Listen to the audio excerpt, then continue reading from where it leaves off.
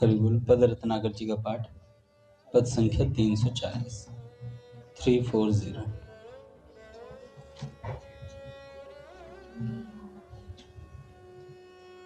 ऊधो मधुपुर का वासी, ऊधो मधुपुर का वासी, ऊधो मधुपुर का वासी, ऊधो मधुपुर का वासी।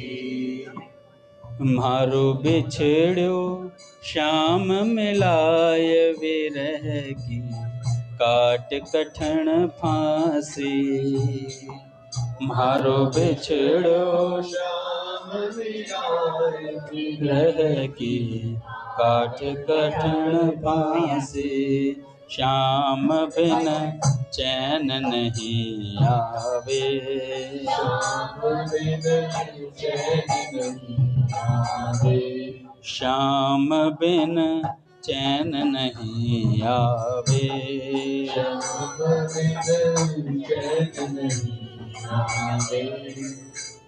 मारो जब से बिछड़ो श्याम ही बड़ो उजलो ही आवे, मार जब से बिछड़ो श्याम ही बड़ो उजलो ही आवे, छाय रही व्याकुलता भारी,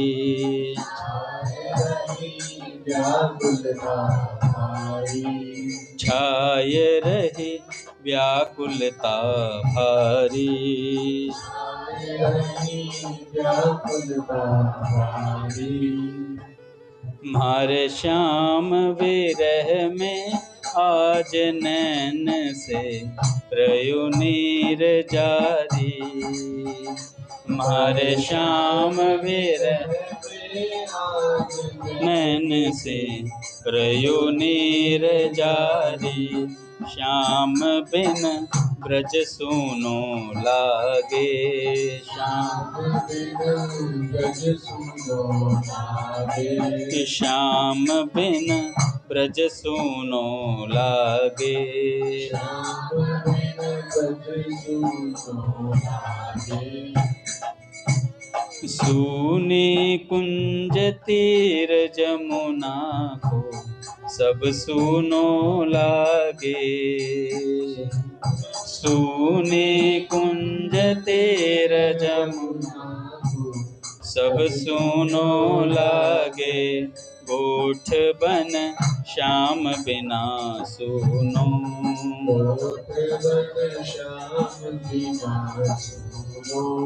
गोठ बन श्याम बिना सूनो,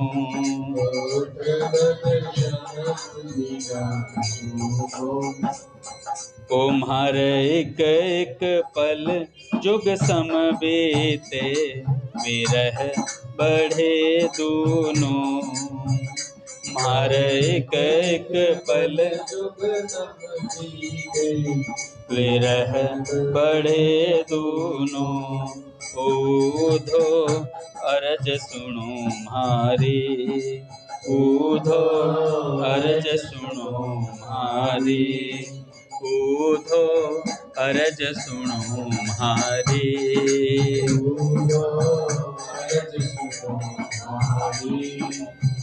थारो गुण नहीं भूला कदे, मिला दो मोहन बनवारी, थारो गुण नहीं मिला दो मोहन बनवारी, श्याम बिन चैन नहीं आवे, श्याम बिन चैन नहीं आवे, छाय रही व्याकुलता भारी, व्याकुलता भारी, श्याम बिन ब्रज सूनो लागे, ब्रज सूनो लागे। बोले राधा माधव सरकार की जय, पूज्य श्री भाई जी महाराज की जय, पूज्य श्री राधा बाबा की जय, पूज्य मैया की जय, अपने प्यारे भैया की जय, पूज्य दादा की जय, भक्तवत्सल भगवान की जय। हरि बोल। बड़े सौभाग्य का क्षण है कि आज भी हमें सत्संग और कीर्तन का परम लाभ प्राप्त हो रहे हैं। पहले कुछ संतों के विचार सुनते हैं, उसके बाद किसी भक्त के चरित्र सुनते हैं।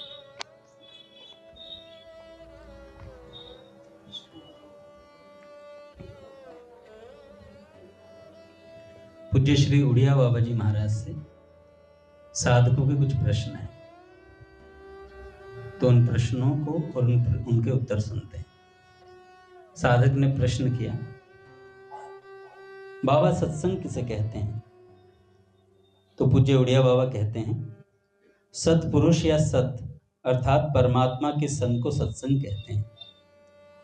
सत परमात्मा का संग होने के लिए हमें उसका संग करने की आवश्यकता है कि जो परमात्मा के मार्ग में तत्पर और तत्परायण है, जिसने परमात्मा की प्राप्ति कर ली है या जो उसे पाने के लिए प्रयत्नशील है, ऐसे साधक का संग करना चाहिए। ऐसे सिद्ध या साधकों के संग को सत्संग कहते हैं। अगला प्रश्न पूछा, बाबा सत्संग क्यों करना चाहिए? बाबा कहते हैं, सत्संग करने से भगवत प्राप्ति का मार्ग दिखलाई पड़ता है। जिस मार्ग से सत्पुरुष गए हैं, उनका संग किए बिना वह भगवत प्राप्ति का मार्ग हमें नहीं मिल सकता। जो भगवान के पास गए हैं अथवा उनके पास रह रहे हैं, वे ही रास्ता बता सकते हैं। सत्संग तो ऐसे सिद्ध पुरुषों को भी करना चाहिए जिनको भगवान की प्राप्ति हो गई है। साधक को तो भगवत प्राप्ति का मार्ग देखने के लिए और भगवान का स्वरूप जानने के लिए सत्संग करना चाहिए, तथा सिद्ध पुरुषों को सत्संग में अपने प्यारे का चिंतन होता है, इसलिए सत्संग करना उचित है। अगला प्रश्न पूछा, बाबा सत्संग करने से क्या लाभ है? पूज्य उड़िया बाबा कहते हैं, सत्संग करने से भगवान में हमारी आसक्ति दिनों दिन बढ़ती है। जिस वस्तु का निरंतर चिंतन होगा उसमें आसक्ति बढ़ेगी, इसलिए निरंतर सत्संग करना चाहिए। सत्संग न करने से क्या हानि है बाबा? तो बाबा कहते हैं, देखो भजन तो एकांत में भी कर सकते हैं, परंतु काम, क्रोध, लोभ, मोह आदि दोष सत्संग किए बिना दूर नहीं हो सकते। सत्संग में इन्हीं के नाश करने की बातें होती हैं, इसलिए सत्संग में जाने से अवगुण छोड़ने की इच्छा होती है और फिर प्रयत्न करने पर अवगुण छूटते हैं भैया। बिना सत्संग किए प्रायः बहुत भजन करने वालों के भी दोष नहीं छूटते, और जो सत्संग करेगा वह भजन अवश्य करेगा। जो सत्संग करेगा उसके पाप न छूटें, यह असंभव है। सत्संग में एक बिजली होती है, उस वायुमंडल में बैठने मात्र से ही अंतःकरण पवित्र हो जाता है, क्योंकि वहां का वायुमंडल ही पवित्र है। इसलिए सत्संग की निंदा करने वाले भी वहां जाने लगने पर पवित्र हो जाते हैं और धीरे धीरे वे भी भगवत प्राण होने लगते हैं। सत्संग की महिमा का वर्णन कोई कर ही नहीं सकता। सत्संग से महापुरुषों में प्रीति होगी। कुछ भी ना करके यदि सत्संग में जाकर केवल बैठ भी जाएं, तो भी लाभ होता ही है। आपने देखा होगा, पूज्य प्रेमानंद जी महाराज कितनी ऊंची स्थिति के भक्त हैं, सिद्ध हैं कह लीजिए, फिर भी निरंतर सत्संग करते हैं। एक संत कह रहे थे, महाराज जी आप सत्संग क्यों करते हैं? तो उन्होंने कहा कि भैया, पूज्य जो उनके शिष्य हैं वो बता रहे थे कि महाराज जी इतने तत्पर रहते हैं सत्संग के लिए, ऐसी स्थिति रहती है उनकी, निरंतर उस भाव में स्थित रहते हैं और उस भाव से निकल करके सांसारिक प्रश्नों का उत्तर देने के लिए सबके सामने आते हैं। सोचो कोई उस स्थिति में हो जहां निरंतर प्रियालाल, सहचरी, सखियां सब वही राज्य चलता हो और उसके बाद तत्काल आपसे कहा जाए संसारी प्रश्नों का उत्तर देना है, कैसी विचित्र स्थिति होती है। और बाबा देते हैं ऐसा उत्तर। और नित्य सत्संग करते हैं बैठ करके। सुबह सुबह कितने बजे होता है राजवंशी भी? सुबह 4 बजे से। और आप जाएंगे ना, गली भरी पड़ी रहती है, सिर्फ आश्रम में नहीं, बाहर गली में भी लोग सर्दी में भी बैठे रहते हैं सत्संग सुनने के लिए। और डेली एक ही बात होती है, भगवत प्राप्ति, भजन में कैसे लगना है, नाम जप में प्रीति कैसे हो, यही सत्संग निरंतर होता है। और बाबा रोज यही बात कहते हैं और लोग तत्परता से सुनने आते हैं। अच्छा, सुनने आते हैं तो परिवर्तन होता भी है, परिवर्तन होता भी है। देखो आप कितने लोगों का परिवर्तन हो रहा है। तो इसलिए सत्संग बहुत जरूरी है गोपाल।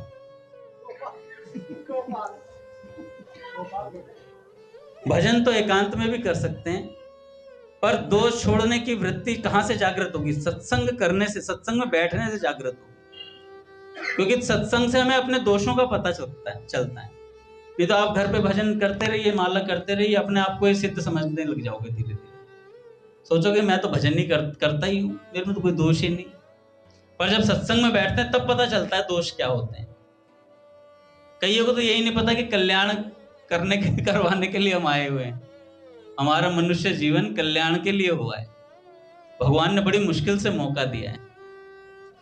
बड़े भाग मानुष तन पावा, सुर दुर्लभ सद ग्रंथन गावा। और उसके बाद फिर सत्संग मिल जाए तो ये सोने पे सुहागा वाली बात है। तो बाबा कहते हैं कि सत्संग करने के अधिकारी कौन है? पूछा बाबा से। तो पूज्य उड़िया बाबा कहते हैं मनुष्य ही नहीं, जीव मात्र इसके अधिकारी है। कोई भी क्यों ना हो सत्संग कर सकते हैं, क्योंकि उसके सभी अधिकारी हैं। जब सत्संग से चूहे, बिल्ली, कुत्ते और तोते आदि भी पवित्र हो जाते हैं, तब मनुष्य की तो बात ही क्या है।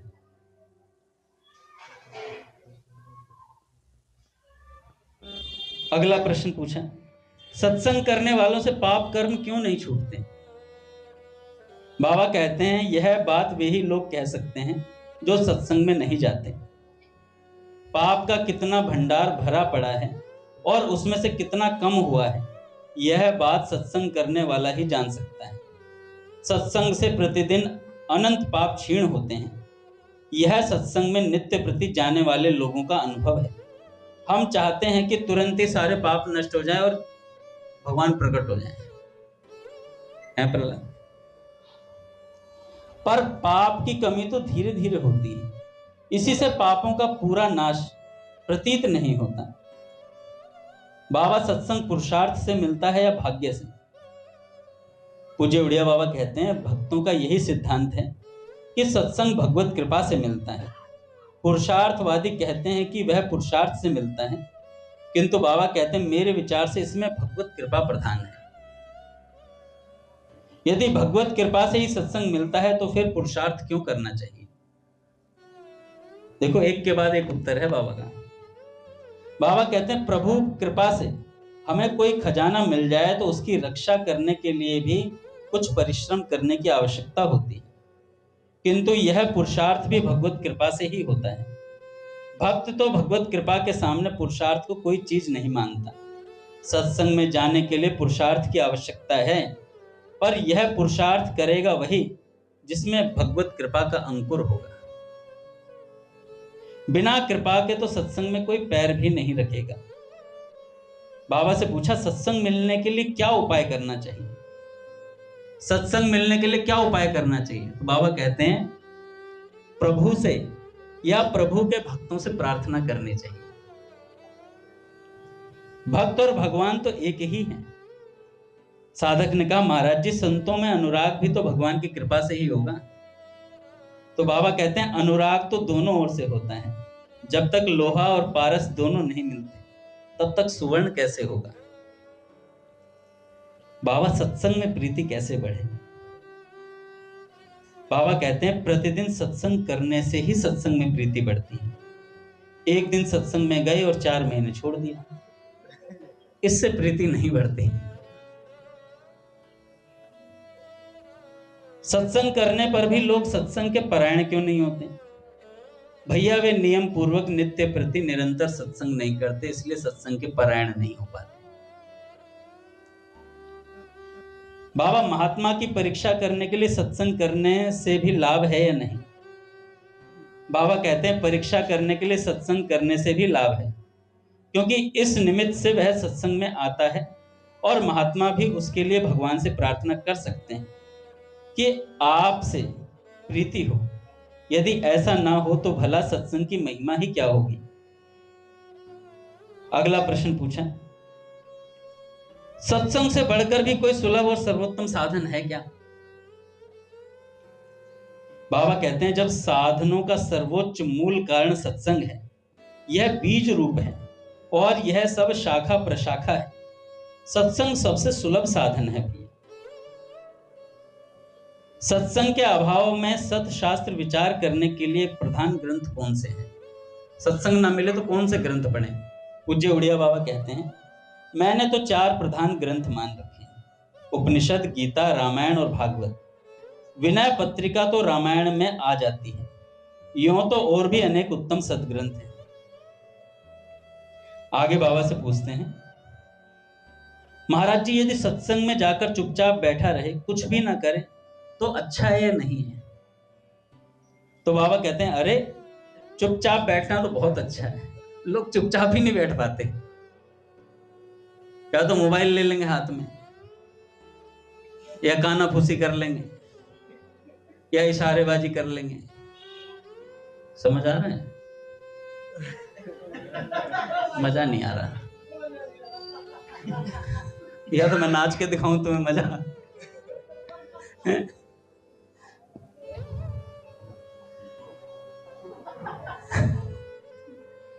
तो बाबा कहते हैं चुपचाप बैठता कौन है भाई? सत्संग चुपचाप बैठ ही नहीं पाते,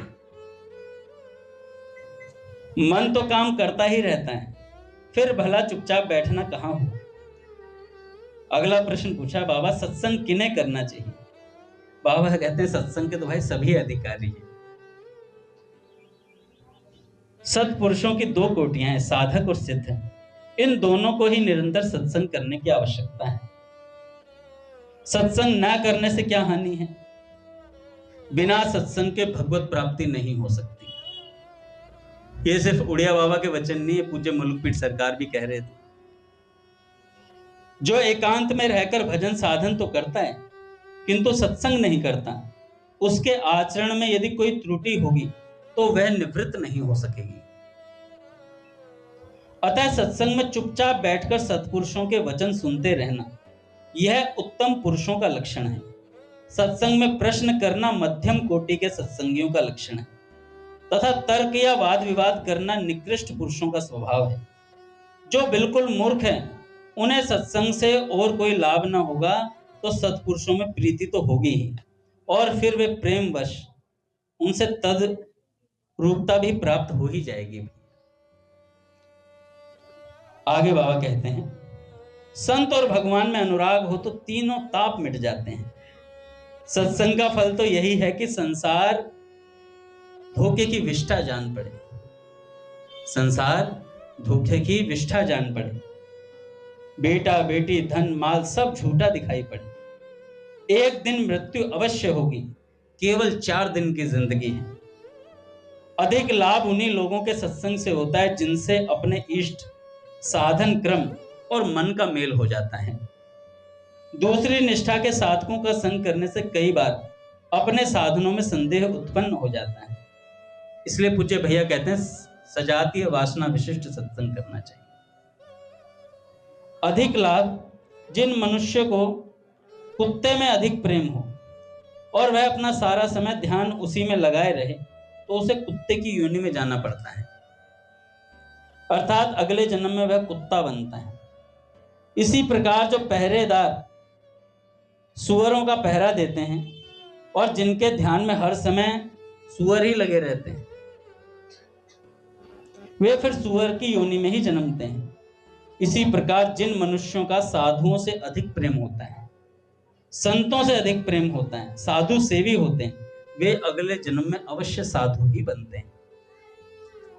जिस प्रकार के पुरुषों का संग होता है, उनमें वैसी बातें हुआ करती हैं। जैसे व्यापारियों में व्यापार की, साधुओं में परमार्थ की, तथा भक्तों में भगवान की ही चर्चा होती है। अतः ऐसे लोगों का ही संग करना चाहिए जिससे अपने पक्ष की विशेष पुष्टि हो।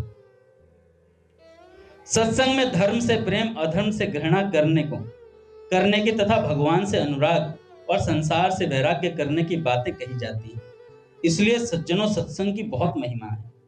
मनुष्य को अपने छोटे से छोटे दोष सत्संग में प्रतीत हो जाते हैं, किंतु उन्हें त्यागने की प्रतिज्ञा करनी चाहिए, तभी उनसे छुटकारा मिल सकता है। हम किसी से मजाक नहीं करेंगे, क्रोध नहीं करेंगे अथवा निंदा नहीं करेंगे। ऐसी प्रतिज्ञाएं करने पर ही दोषों का अंत होता है भैया। और सच पूछा जाए तो दोषों की निवृत्ति का प्रधान साधन तो गुरु कृपा ही है। यह मेरा अपना अनुभव है, पूज्य उड़िया बाबा कहते हैं। आगे बाबा से पूछते हैं,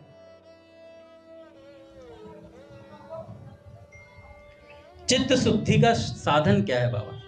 मन कैसे साफ हो? चित्त शुद्धि के लिए दो बातें आवश्यक हैं, विवेक और ध्यान। केवल आत्मा अनात्मा का विवेक होने पर यदि ध्यान के द्वारा उसकी पुष्टि नहीं की जाएगी तो वह स्थिर नहीं रह सकेगा। इसके सिवा इस बात की भी बहुत आवश्यकता है कि हम दूसरे के दोष न देखकर निरंतर अपने चित्त की परीक्षा करें। जिस समय चित्त में राग द्वेष का अभाव हो जाए और चित्त किसी भी दृश्य पदार्थ में आसक्त ना हो, उस समय समझना चाहिए अपना मन साफ है। समय किस प्रकार बिताना चाहिए? जो गुरु के पास रहने लगे हैं, उन्हें गुरु की सेवा में अधिक समय लगाकर भजन में कम समय लगाना चाहिए। और जो गुरु के समीप नहीं रहते हैं, उन्हें भजन में अधिक समय लगाना चाहिए। यदि गुरु सेवा न करते हो तो भजन में ही अधिक समय लगाना चाहिए। गुरु गृहस्थ हो तो उनकी सेवा करने की आवश्यकता रहती है। यदि वे भी सेवा स्वीकार न करें तो भजन में ही अधिक समय लगावें। विरक्त सन्यासी को धन नहीं देना चाहिए, उन्हें धन देने से पाप लगता है। सबको अधिक समय भजन में ही लगाने की चेष्टा करनी चाहिए। महाराज जी, भगवान तो हमें दिखते नहीं, इसलिए उनकी शरण कैसे हो? बाबा कहते हैं, विराट स्वरूप भगवान तो दिखते ही हैं। विराट स्वरूप भगवान तो दिखते ही हैं। शक्ति, शांति और सौंदर्य ये भगवान के स्वरूप हैं भैया। महाराज जी, भजन में निद्रा आती है। भजन में निद्रा आती है। बाबा कहते हैं जोर जोर से कीर्तन करो। महाराज जी का एक वो है ना, चल लौट भजन कर, उसकी रिंगटोन लगा लो। चलो उठ, सोता क्या है, भजन कर। ये रिंगटोन थी, गिरधर ने दी थी मुझे। चलो उठ, भजन कर, सोता क्या है, इसको रिंगटोन लगा लो। अपने आप महाराज जी जगाते रहेंगे। जोर जोर से कीर्तन करो। रात में नींद आती हो तो खड़े होकर जप करने लगो। इस दुश्मन से खड़े होकर लड़ो। भक्तों के बनाए हुए पद जोर जोर से गाने लगो। इसका यह मतलब नहीं कि लोगों को दिखाने के लिए भजन किया जाए। लोग देखें, इस निमित्त से भजन करना बहुत नीचा भाव है।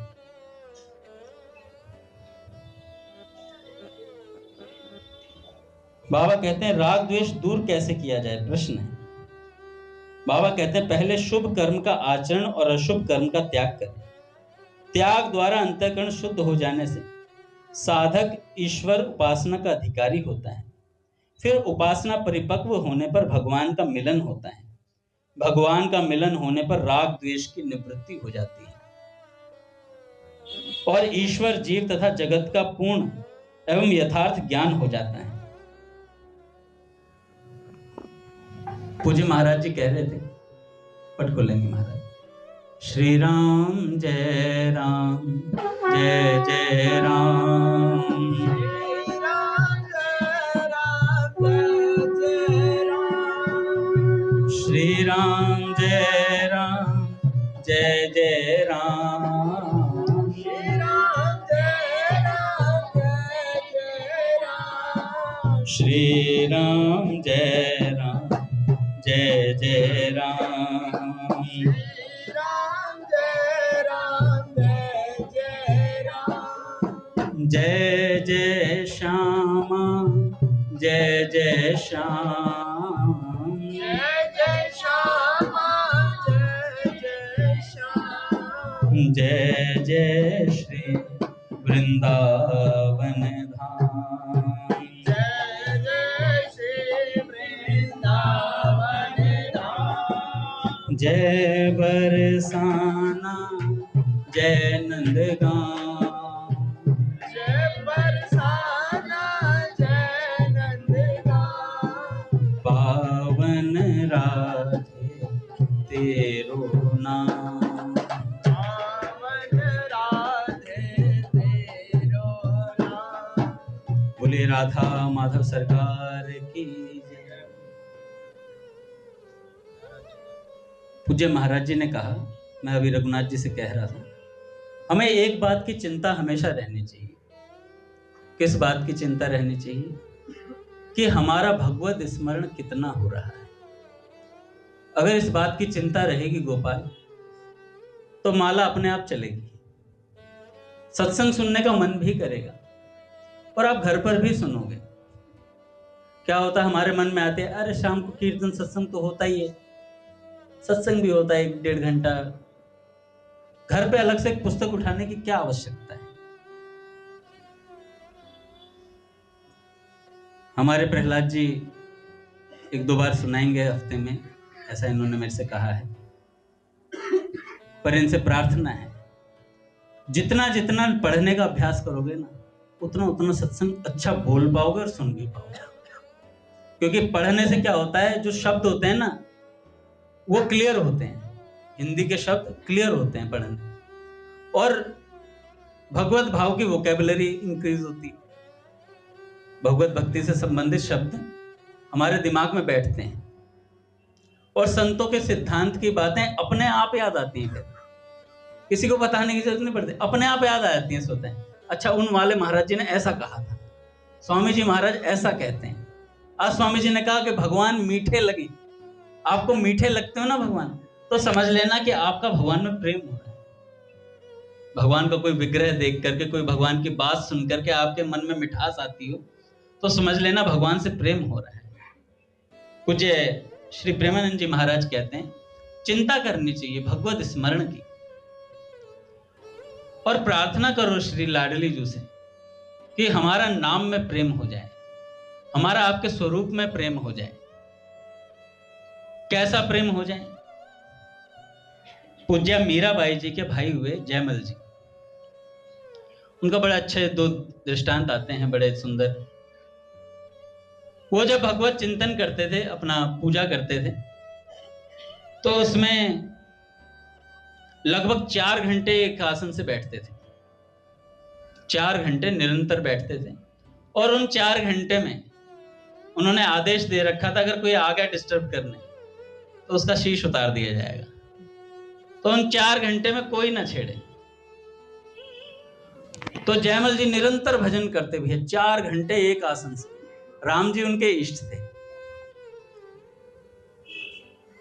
ऐसा भगवत स्मरण, ऐसा दृढ़ नेम कि गही एक टेर फेर उड़ते न टरे। ये भक्ति महारानी का स्वरूप होता है। अगर एक बार लग गए तो फिर लग ही गए उस बात। तो 4 घंटे भजन करते। एक बार क्या हुआ, पास का एक राजा था जो चिढ़ता था जयमल जी से, तो उसने आक्रमण कर दिया। उसने टाइम पता कर लिया कि कब जयमल जी बैठते हैं 4 घंटे भजन, उसी समय आक्रमण किया। महाराज जी बता रहे थे, सेना इतनी थी कि मेड़ता ऐसा लग रहा था एक टापू हो समंदर के बीच में, इतनी सेना आई थी। अच्छा, अब जयमल जी को बोले कौन? किसी की हिम्मत नहीं थी कि भाई जाकर के बोले कि महाराज सेना तैयार कर लें, युद्ध की तैयारी कर लेते हैं। अच्छा, सब इनको बोल रखा था भाई जो आएगा डिस्टर्ब करने उसका शीश उतार लिया जाएगा। अब सारे चिंतित कि भैया अब तो गए, अब तो वो राजा आक्रमण करेगा, और मेड़ता गया। इतनी देर में क्या हुआ, किसी ने कहा कि जयमल जी की माता जी से कहा जाए, और माता किसी भी परिस्थिति में दंड की अधिकारी नहीं होती है। तो उन्होंने कहा ठीक है, माता जी से बोला जाए। तो माता जी डरती डरती गई और दूर से खड़े होकर के बोलते हैं, बेटा जयमल, ऐसे ऐसे आक्रमण कर दिया। नहीं बोला, महाराज जी कह रहे बोला। उन्होंने दूर से बोला कि बेटा आक्रमण कर दिया गया, क्या करना है, बस इतना इशारा कर दो, करना क्या है। तो जयमल जी ने क्या कहा, हरि सबकी सुधि राखी, हरि सबकी सुधि राखी। इतना बोल करके जयमल जी चुप हो गए। जयमल जी के नेत्र बनते, बस उन्हें यह सुनाई दिया मां ने कुछ कहा है, और उन्होंने इतना उत्तर दिया, हरि सबकी सुध राखी, भाव में फिर वापस चले गए। अब क्या हुआ, मां ने इतनी बात सुनी और मां चुप हो गई। मां कह रही अब क्या कर रहे हैं, अब तो कुछ करना ही नहीं, जब हरि सबकी सुध राखी है। अच्छा, इतना बोलने पर मलुकपीठ सरकार कहते हैं बात भगवान पर आ गई अब, क्योंकि भक्त ने बोल दिया भगवान से, नाथ अब आप देखो। भगवान कह रहे अभी तक कुछ कहा नहीं था तो मैं टेंशन फ्री था, अब इसने कह दिया है कि सुधि राखी है तो अब मुझे सुधि लेनी पड़ेगी। इतना बोलते ही महाराज भगवान की टेंशन बढ़ गई। भगवान ने जयमल जी का घोड़ा निकाला, घोड़े पर सवार हुए। सवार होकर महाराज जी बता रहे थे उस किले की वो मेड़ आज भी है जहां से भगवान घोड़ा लेकर कूदे थे,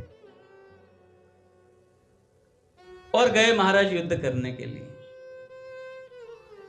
महाराज जी कह रहे सेना को बिछा दिया भगवान ने, मारा किसी को नहीं, बिछा दिया। मतलब सबको इतने बाण मारे कि सब बेहोश होकर गिर पड़े सारे के सारे। सोचो समंदर जितनी सेना थी, सबको भगवान ने अपने बाणों से बिछाया। और भगवान के बाण भी विलक्षण, एक बाण करुणा निधान के। और सब महाराज बेहोश हैं, और महाराज 4 घंटे बीते। जयमल जी खड़े हुए, वो जाकर के मां से पूछा, मां आप कुछ कहने आई थी? मैं बेटा कहने तो आई थी, पर अब तो सेना आ चुकी है, अब क्या होगा? कह रहे कि युद्ध की तैयारी। कह रहे हाँ करो तैयारी। तैयारी करने गए, और जाकर के महाराज जैसे ही वहां पहुंचे, जयमल जी ने अपने घोड़े को जाकर के देखो तो घोड़ा हाँफ रहा था। अरे हाँफ क्यों रहा है, मैं तो कहीं लेके ही नहीं गया। और फिर घोड़े को लेकर के गए तो महाराज सारी सेना को देखो तो सारी सेना पीछे पड़ी है। और जो राजा था ना, उससे जाकर बात करी, जो राजा था। तो जयमल जी से वो राजा ने कहा कि महाराज, जयमल जी ने पूछा ये सब हुआ कैसे? कह रहे बस मुझे ये बता दो, आपकी सेना में जो सांवला सा लड़का है, 15-16 साल का लड़का है, वो घोड़े पर आया, घुंघराले बाल थे, और उसके नेत्र कर्ण पर्यंत तक थे, बड़े बड़े नैन थे उसके, और नैनों के कोर तक खींच करके बाण मार रहा था सबको। ऐसे खींच खींच के खूब बाण मारे उसने। उस लड़के से मिलवा दो बस। अब इतनी बात बोली तो जयमल जी समझ गए भैया ये कौन है। तो जयमल जी के नेत्र भर आए, रोने लगी जयमल जी। कहने लगे भैया तुम तो बड़े भाग्यशाली हो कि पूरी सेना सहित मेरे प्रभु का दर्शन प्राप्त कर लिया। मैं आज तक दर्शन नहीं प्राप्त कर पाया, और तुमने आज मेरे प्रभु का दर्शन प्राप्त कर लिया। और जयमल जी उनके चरणों में गिरने लग गए। अच्छा, वो राजा जयमल जी के चरणों में गिरे। कह रहे भाई जिनके लिए भगवान युद्ध करने आए हो, कितना बड़ा भक्त होगा। और बार बार चरणों में गिरे, जयमल जी उनके चरणों में गिरे भी।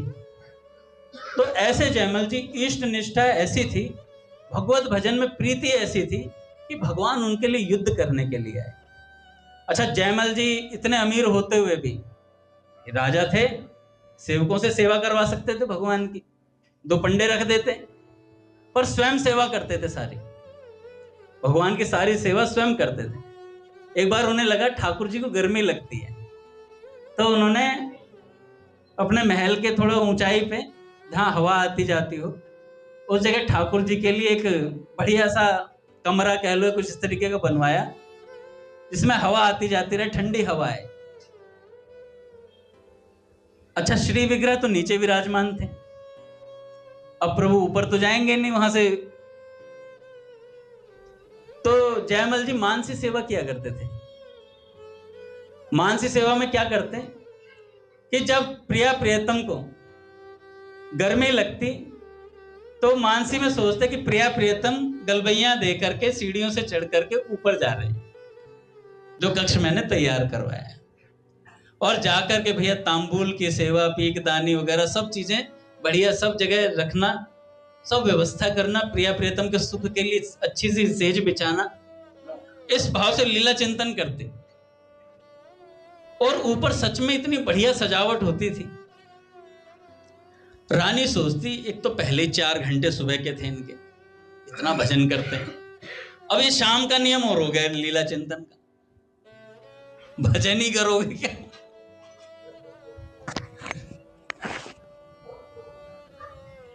तो रानी परेशान, रानी सोचने लगी ये हो क्या रहा है, सुबह 4 घंटे, शाम को इतना टाइम विग्रह सेवा में, और ऊपर पता नहीं क्या करने जाते हैं, और किसी को जाने देते नहीं, मना कर रखा है सबको जाने के लिए। एक दिन जयमल जी रात्रि में सो रहे थे, रानी ने सोचा आज तो मैं ऊपर जाकर रहूंगी। जयमल जी अपनी मानसी सेवा दे करके और निश्चिंत थे, सो गए थे। रानी चुपचाप धीरे धीरे जाती है ऊपर, जा करके उस कक्ष को देखती है, कक्ष के अंदर झांक करके देखती है, अंदर नहीं प्रवेश करती, झांक करके देखती है। जैसे ही झांक करके देखती है तो प्रिया प्रियतम सरकार शयन कर रहे थे, और ऐसा सुंदर दृश्य था। अच्छा, कोई विग्रह तो था नहीं, साक्षात प्रिया प्रियतम विराजमान थे उस कक्ष में। और दर्शन करके रानी तत्काल नीचे उतरी, जयमल जी से पूछा कि ये ऊपर है कौन। अच्छा, जयमल जी जान गए थे इसे प्रिया प्रियतम के दर्शन हो गए हैं। भीतर से सोच रहे थे कि रानी के बड़े भाग्य हैं जो इसे प्रिया प्रियतम के दर्शन हो गए, पर ऊपर से डांटा कि तुम क्यों गई अंदर, तुम भीतर क्यों गई। तो ऐसे जयमल जी स्वयं सारी सेवा करते भैया, और प्रिया प्रियतम से लाड लड़ाते, प्रिया प्रियतम से बातें करते, मानसी सेवा करते, 4 घंटे निरंतर एक आसन से भजन करते। इसी तरीके से हमारी इष्ट में वृत्ति होनी चाहिए, हमारा प्रेम होना चाहिए। पूज्य प्रेमानंद जी महाराज कहते हैं कि बार बार ये सुधि करनी चाहिए दिन भर में कि हमारा विस्मरण कितनी बार हो रहा है, हमारा विस्मरण कितनी बार हो रहा है। अच्छा, ये छोड़ दो, ये सोच लो हमारा स्मरण कितनी बार हो रहा है, स्मरण कितनी बार हो रहा है। ये तो उनके लिए जिनका स्मरण रहता है और वो विस्मृत हो जाते हो, हमारे लिए तो ये हमारा स्मरण कितनी बार होता है, हमें भगवान की याद कितनी बार आई। जब जब याद आई तब तब नाम को संभालो, जब जब याद आए तब तब भगवान के नाम को संभालो, क्योंकि अभी हमारे अंदर इतनी सामर्थ्य नहीं है कि हम किसी लीला का दर्शन कर सकें, हमारी इतनी वृत्ति नहीं है उधर जाने की कि हम वहां तक पहुंच सकें। इसलिए भगवान के नाम को पकड़ो बार बार, जैसे ही याद आए भगवान के, हे नाथ मैं आपको भूलूं नहीं, राम राम राम राम राम राम राम, हे नाथ मैं आपको भूलूं नहीं, हे नाथ मैं आपको भूलूं नहीं, बार बार ऐसे कहें। स्वामी जी महाराज कहते हैं, बाबा तो कहते हैं हर 5 मिनट पे प्रिया प्रीतम को संभालो, पूज्य राधा बाबा कहते हैं। तो ऐसे अपने को बार बार संभालना पड़ेगा। चिंता करो भगवान के स्मरण की, करे कि हम तो चिंता छोड़ चुके हैं सब। चिंता दीन दयाल को उमूमन सदा आनंद, आनंद तो रहता ही नहीं है, आनंद रहता ही नहीं। परिस्थिति प्रतिकूल आई बिफर गए, अनुकूल आई तो फूल गए, दोनों में ये हालत होती है भी। तो जब बढ़िया समय चल रहा हो, जब अनुकूल समय चल रहा हो, तब हमें भजन की कमाई करनी चाहिए। अच्छा, अनुकूलता में हम भूल जाते हैं, सुख सुविधाओं में हम भजन भूल जाते हैं। पूज्य महाराज जी कह रहे थे, कुंती माता की तरह दुख मांगो, फिर दुख मांगो कि नाथ दुख में आपका स्मरण अधिक होता है, दुख में आपका स्मरण अधिक होता है। जो दुख में सुमिरन करे, हैं, जो सुख में सुमिरन करे तो दुख काहे को हो। तो जब अनुकूलता हो तो क्या करें, नाम जप बढ़ा दो, क्योंकि उस समय समय होता है कि अनुकूलता है, सब चीजें बढ़िया चल रही हैं भैया, बढ़िया घर गृहस्थी चल रही है, बढ़िया नौकरी चल रही है, उस समय क्या करना चाहिए, अनुकूलता है सत्संग सुनो, चुपचाप फटाफट समय निकालो सत्संग सुनने के लिए। फिर एक दिन क्या होता है, गुरु की कृपा हो जाती है। जो साधक निरंतर तत्पर रहता है, गुरुजनों की दृष्टि उस पर रहती है, वो साधक पर रहती है दृष्टि गुरुजनों की, कि भैया ये भजन करता है, इसको कुछ वस्तु देनी चाहिए। अपने एक टीला जी महाराज हुए हैं, आपको याद होगा रघुनाथ जी, आपने शायद सुनाया था टीला जी का चरित्र। तो जो टीला जी थे, एक संत आए उनके यहाँ, टीला जी गृहस्थ थे, यहां से उनका जीवन परिवर्तित हुआ था इस घटना से।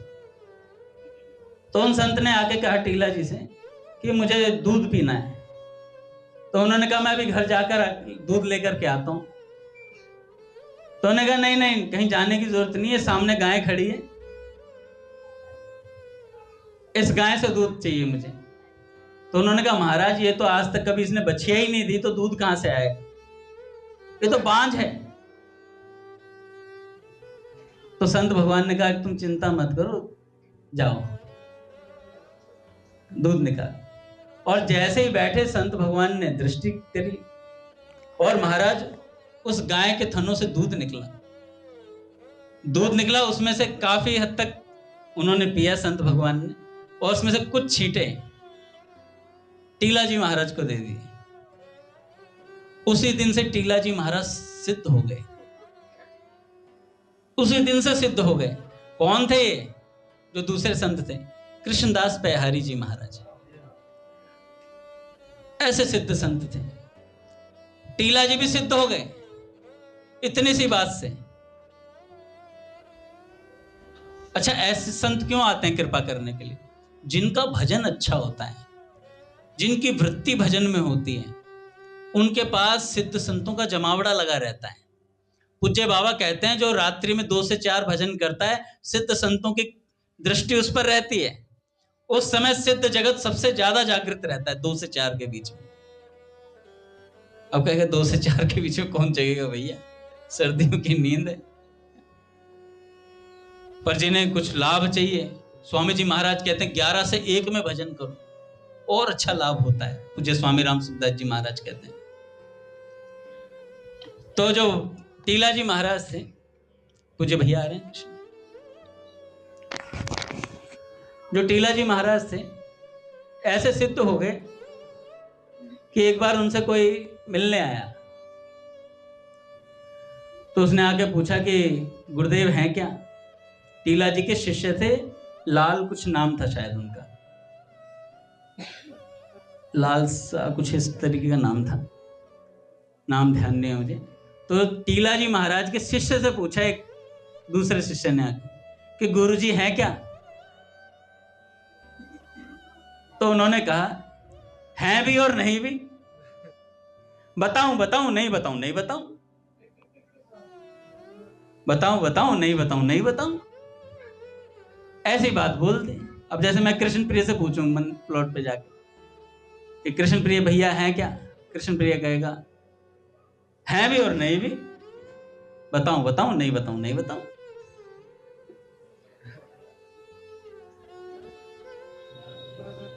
मेरा अहंकार कहेगा केपी इतनी हिम्मत है? पर वो शिष्य गए, उन्होंने पता किया कि टीला जी महाराज अपने कुटिया में हैं और विराजमान हैं। टीला जी महाराज से जाकर बोला कि गुरुजी देखो क्या तमीज है उनकी बोलने की। मैंने उनसे पूछा बताओ ऐसे भी कोई बोलता है किसी से? मैंने उनसे पूछा कि गुरुजी हैं क्या? तो वो कहते हैं कि हैं भी और नहीं भी, बताऊं तो बताऊं नहीं बताऊं तो नहीं बताऊं। तो उनको टीला जी महाराज ने कहा अच्छा ऐसी बात हो गई, चलो बुलाओ उन्हें। उन्हें बुलाया गया, उनसे पूछा गया कि भाई क्या बात है, तुमने ऐसा कैसे बोला? तो उन्होंने कहा गुरुजी मैंने तो सच्ची बात बोली थी, है भी और नहीं भी। बताऊं तो बताऊं, नहीं बताऊं तो नहीं बताऊं। कह रहे पर ये तरीका नहीं होता है। अगर आपका कोई गुरु भाई आपसे पूछे तो बताना चाहिए कि गुरु जी हैं या नहीं है, सही तरीके से बताना चाहिए। ये कौन सा तरीका होता है? कह रहे गुरु जी मैंने सच बोला था और मैं सीरियस ही बोल रहा था, कोई मजाक नहीं उड़ा रहा था। उस समय आप जिस स्थिति में थे, आप कुटिया में थे भी और नहीं भी। कह रहे ऐसे कैसे कहा तुमने? कह रहे गुरुजी उस समय जो आपकी स्थिति थी, आप गौशाला में बैठ करके प्रिया प्रियतम सरकार की मानसी चिंतन कर रहे थे, इसलिए मैंने कह दिया गुरुजी हैं भी और नहीं भी। और बताऊं तो बताऊं, नहीं बताऊं तो नहीं बताऊं। तो गुरुजी ने कहा वाह, चेला पक्का है, गुरुजी की मानसी में जाकर के प्रवेश करके बात करता है। तो ऐसे चेले भी हुए। टीला जी महाराज को जब गुरु नहीं था कोई, तो बहुत से गुरु बनाने आते थे। टीला जी महाराज कहते थे, कोई पूछता कि भाई आपका गुरु नहीं बनाया आज तक, तो कहते गुरु मिला ही नहीं कोई मेरे टाइप का जो मुझे अपना चेला बना सके। और उन्होंने कहा ऐसा ऐसी क्या बात है? और सब गुरु आते कंठियां ले लेकर के, आज तो मैं टीला के गले में कंठी डाल के रहूंगा, इसे मंत्र दे करके रहूंगा। ऐसे कंठियां ले लेके आते। तो जैसे ही जो भी आता संत, टीला जी महाराज एक टीले पे बैठे होते थे, कोई भी संत उनके गले में कंठी डालने आता तो टीला ऊंचा हो जाता था। तो चेला तो हो गया ऊपर, गुरु रह गया नीचे। कहते इतने ऊपर आकर के कंठी पहना सको तो पहनू। वो सारे भाई जो भी संत थे वो हार मान जाते हो, कहते भैया कैसे पहनाए कंठी, टीला इतना ऊंचा हो जाता था। अब एक दिन आए महाराज, उन्हें उम्मीद नहीं थी कि ऐसे भी संत आ जाएंगे। तो पैहारी जी महाराज जी पहुंचे थे, तो टीले पे बैठे हुए टीले जी, उन्होंने कहा कि भाई निगुराई रहेगा। कह रहे गुरु जी पहना दो कंठी। और जैसे कंठी पहनाने लगे और टीला अपना ऊपर उठवा दिया महाराज, सिद्धि दिखाई उनके सामने। और जैसे टीला ऊपर होता चला गया, इधर कृष्णदास पैहारी जी थे, उन्होंने कहा अच्छा सिद्धाई। पैहारी जी महाराज उससे भी ऊपर चले गए। फिर टीला जी महाराज और ऊपर, वो और ऊपर। महाराज कह रहे जा बेटे आज कितना ऊपर तक जाएगा, आज गुरुजी भी वहीं तक पहुंचेंगे। और महाराज अंत में उन्होंने कहा गुरुजी डाल ही दो कंठी। शायद आज भी वो मथुरा में पता नहीं कौन सी जगह वो टीला है, महाराज जी कह रहे थे हैं, हाँ तो कुछ ऐसा वृक्ष है वहां पर, वो 500 साल से वो हरा ही है, पतझड़ में भी उसके पत्ते नहीं टूटते। टीला जी महाराज ने कहा था जब तक ये हरा रहेगा तब तक समझ लेना मैं यही हूं, कहीं गया नहीं, तब तक मैं यही हूं। तो ऐसे से तो मिलते हैं भैया। और भजनानंदी संत ऐसे भक्तों को, साधकों को ढूंढते ही रहते हैं जो भजन में तत्पर हों। दो प्रकार की कृपा आती है महाराज, एक अनुकूल कृपा होती है, एक प्रतिकूल कृपा होती है। प्रतिकूल कृपा हमें भगवान की तरफ धकेल देती है। अनुकूल कृपा भी अगर हम कृपा मान लें अनुकूलता को भगवान की, तो वो भी भगवान की तरफ धकेलती है। वरना अनुकूलता में हम लोग बिफर जाते हैं, संसार की तरफ निकल लेते हैं। अनुकूल कृपा क्या है? सब बढ़िया मिला हुआ है, सब घर गृहस्थी सब बढ़िया, धन दौलत सब बढ़िया है, अपना सत्संग का समय मिल रहा है, भजन हो रहा है। प्रतिकूल कृपा क्या है? कुछ भी काम करना शुरू करो उसी में अड़चन आ जाती है। उससे भी क्या होता है, भक्त भगवान की तरफ निकलता है। एक साधक थे श्री रामजी लाल श्रीवास्तव। बचपन में कभी वृंदावन गए होंगे, वृंदावन गए तो श्री जी के महल पे पहुंचे और राधा रानी से प्रार्थना कर दी, हे राधा रानी, हरि बोल, जितने भक्त बाहर हैं कृपया अंदर आ जाए।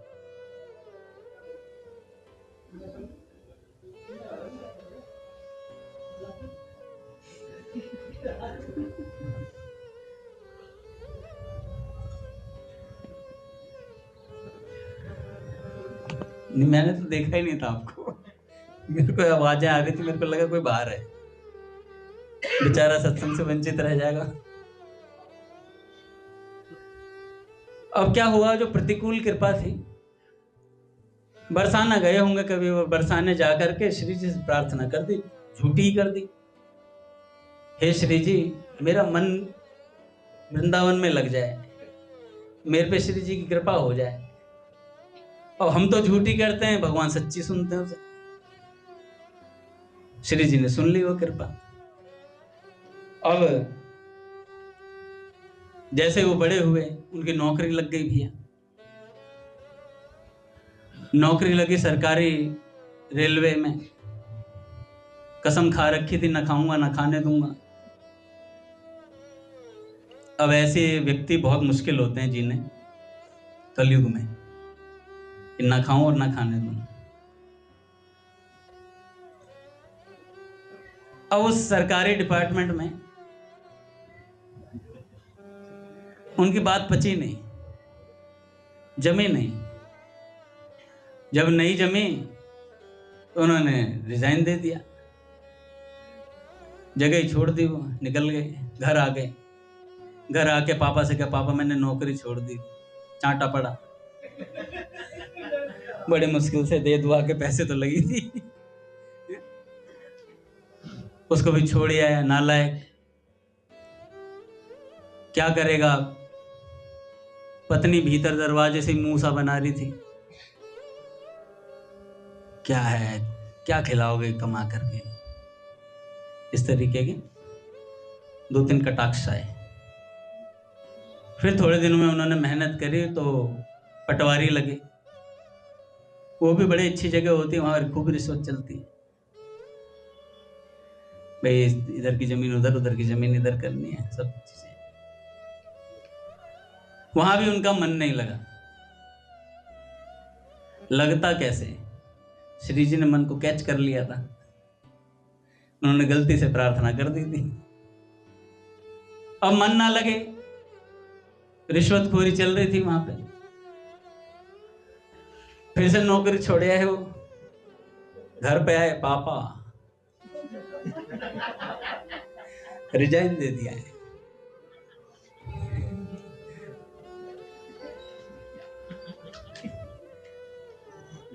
इसके बाद बोलना नहीं, आवाज डंडों की आ रही थी। पापा ने फिर पीटा। अंदर जाने लगे तो पत्नी कह रही है, अंदर आना ही मत, तुम कुछ कमा नहीं सकते तो बिहाई क्यों किया था, जिम्मेवारी नहीं ले सकते, क्यों विवाह किया था। अब उन्होंने कहा, किया कहां था, जबरदस्ती बिठाया था। और वो चले गए रुष्ट होकर के। पत्नी ने भी दुत्कार दिया। जब दुत्कारा तो नाराज होकर घर से बाहर चले गए।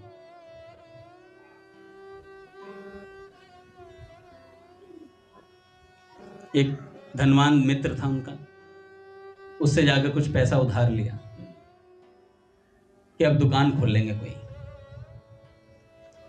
बिजनेसमैन बनेंगे, और जाकर के खिलौनों की दुकान खोली। नहीं, नाम का तो पता नहीं मुझे। दुकान खोली, सामान वामान रखा, जचाया, बाहर बोर्ड लगवाया, नीचे लिख दिया राधा माधव की कृपा से। राधा माधव ने कहा, अभी कृपा करता हूं, अभी कृपा करता हूं। और जैसे ही कृपा की बात हुई, अजय प्रभु आ गए।